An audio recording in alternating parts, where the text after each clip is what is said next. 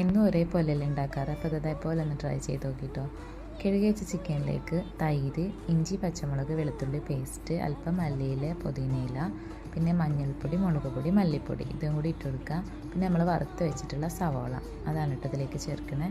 പിന്നെ ഇതാ ഈ കാണുന്ന കാഷ്നട്ട്, തേങ്ങ, കുരുമുളക്, പട്ട, ഗ്രാമ്പു, ഏലക്ക, കുറച്ചും കൂടി മല്ലിയിലും പുതിനയിലും നല്ലോണം മിക്സിൻ്റെ ജാറിലിട്ടിട്ട് പേസ്റ്റ് ചെയ്തിട്ട് ഇതാ അതും കൂടി ഈ ചിക്കനിലേക്ക് മിക്സ് ചെയ്ത് കൊടുക്കുക. ഡിഫറെൻ്റ് ആയിട്ട് എന്താണെന്ന് വെച്ചാൽ ഇതിൽ നമ്മൾ സ്മോക്ക് യൂസ് ചെയ്യുന്നുണ്ട് കേട്ടോ. അപ്പോൾ അത് ആവശ്യത്തിനുള്ള ഉപ്പും കൂടി ഇട്ട് കൊടുക്കുക.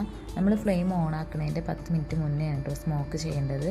പിന്നെ ഈ ചാർക്കോൾ എടുത്ത് കളഞ്ഞതിന് ശേഷം അതിലേക്ക് നമ്മൾ ബട്ടറും കൂടി ഇട്ടിട്ടാണ് ഫ്ലെയിം ഓൺ ചെയ്യുന്നത്. എന്നിട്ട് പിന്നെ നല്ലോണം ഒന്ന് കുക്ക് ചെയ്യാം. പിന്നെ ആവശ്യത്തിന് കുക്കായി വരുന്ന സമയത്ത് നമ്മളിതിലേക്ക് കുറച്ചും കൂടെ സവോള വറുത്ത് വെച്ചതും കൂടിയും കുറച്ച് മല്ലിയിലും കൂടി ഇട്ട് കൊടുക്കുക. എന്നിട്ട് ഇതാ ഫ്ലെയിം ഓഫ് ചെയ്യുക. അപ്പോൾ ഇതാ ഇത്രയേ ഉള്ളൂ. അപ്പോൾ ഇതാ പൊറാട്ടൻ്റെ കൂടെ എങ്കിൽ റൈസിൻ്റെ കൂടെയൊക്കെ അടിപൊളി ടേസ്റ്റാണ്. എല്ലാവരും അപ്പോൾ അതേപോലെ ഒന്ന് ട്രൈ ചെയ്ത് നോക്കിയിട്ട് അഭിപ്രായങ്ങൾ അറിയിക്കണേ. Okay bye. വേറെ വീഡിയോ ആയിട്ട് വീണ്ടും കാണാം.